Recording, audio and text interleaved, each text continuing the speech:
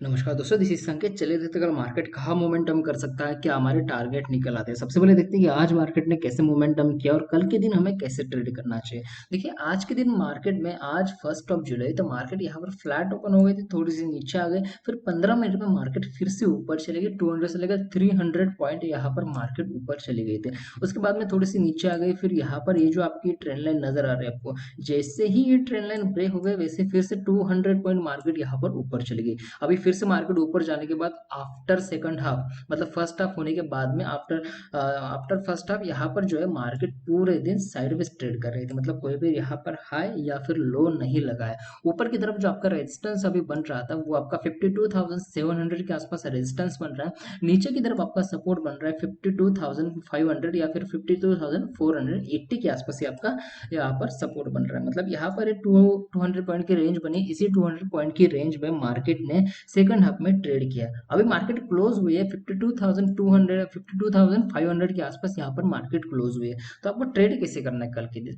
कल के दिन ट्रेड करने के लिए आपको यहाँ पर ये जो रेंज यहाँ पर बनी है, इस रेंज को ध्यान में रखना होगा। जब तक कि ये रेंज ब्रेक नहीं होती है तब तक कोई भी ट्रेड आपको यहाँ पर नहीं करना है। समझो अगर मार्केट फ्लैट ओपन होती है, गैप डाउन भी मार्केट अगर ओपन होती है, उसके बाद में सीधी मार्केट अगर नीचे आती है, तो यहाँ पर आपको ध्यान में रखना है कि जब तक यहाँ पर 42,480, जब तक 52,480 जब तक ब्रेक नहीं होता है तब तक कोई भी ट्रेड नहीं करना है। अगर समझो ब्रेक हो गया, 15 मिनट की कैंडल एक नीचे की तरफ क्लोज होने दीजिए। जैसे ही यहाँ पर 15 मिनट की कैंडल क्लोज होती है, कि थोड़ा सा पुल बैक आने की कोशिश करने दीजिए। अगर पुल बैक आता है तो सीधा ऊपर जाएगा, या फिर अगर मार्केट में थोड़ा सा नीचे आने की चांसेस हमें नजर आती है तो हमें एक अच्छा खासा टारगेट यहाँ पर देखने के लिए मिल जाएगा। क्योंकि यहाँ पर सीधा क्या होगा, आपका स्टॉप लॉस जो है एक छोटा सा स्टॉप लॉस बनेगा, 20 से 30 पॉइंट का आपका स्टॉप लॉस बनेगा।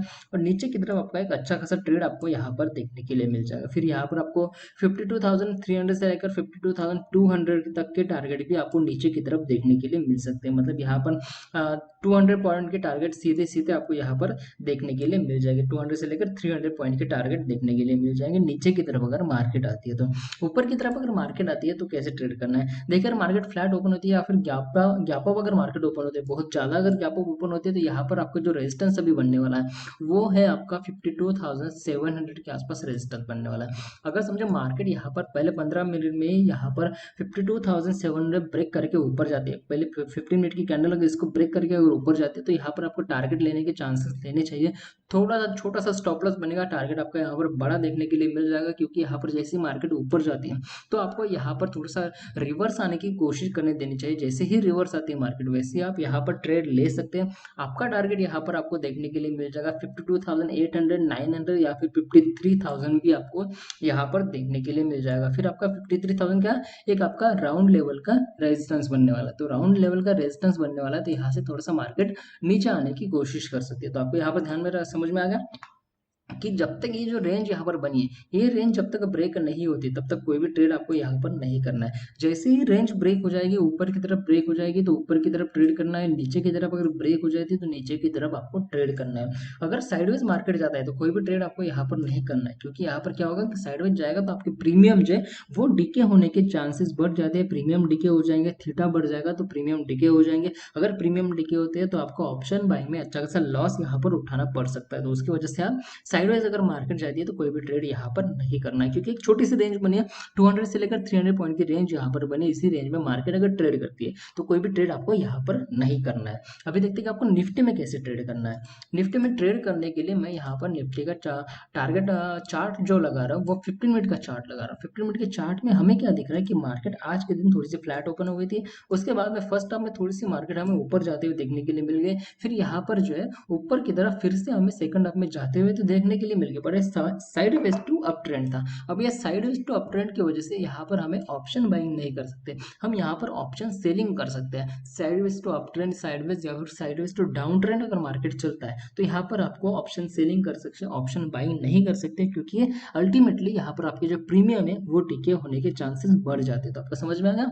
अभी मार्केट क्लोज हुई है यहाँ पर 24,120 के आसपास यहाँ पर मार्केट क्लोज हुई है। ऊपर की तरफ आपका जो रेजिस्टेंस बन रहा है वो आपका 24,170 के आसपास रेजिस्टेंस बन रहा है, नीचे की तरफ आपका सपोर्ट बन रहा है 24,060 के आसपास सपोर्ट बन रहा है। मतलब यहाँ पर ये 100 पॉइंट की रेंज बनी है और इसी 100 पॉइंट की रेंज में मार्केट ने सेकंड हाफ में ट्रेड किया है। तो अभी समझो मार्केट अगर फ्लैट ओपन होती है कि अप डाउन अगर मार्केट ओपन होती है तो आपको ये यहाँ पर ट्रेंड लाइन नजर आ रही होगी। ये जो ट्रेंड लाइन यहाँ पर नजर आ रही है, जैसे ही अगर ये ट्रेंड लाइन ब्रेक हो जाती है तो हमें एक अच्छा खासा टारगेट नीचे की तरफ देखने के लिए मिल जाता है। तो यहाँ पर अगर मार्केट सीधी नीचे आती है तो एक 15 मिनट की कैंडल यहाँ पर नीचे की तरफ क्लोज होने की कोशिश करने दीजिए। जैसे क्लोज होती है वैसे का रिवर्स आता है मार्केट, थोड़ा सा अगर रिवर्स आती है मार्केट तो आप यहाँ पर ट्रेड ले सकते हैं।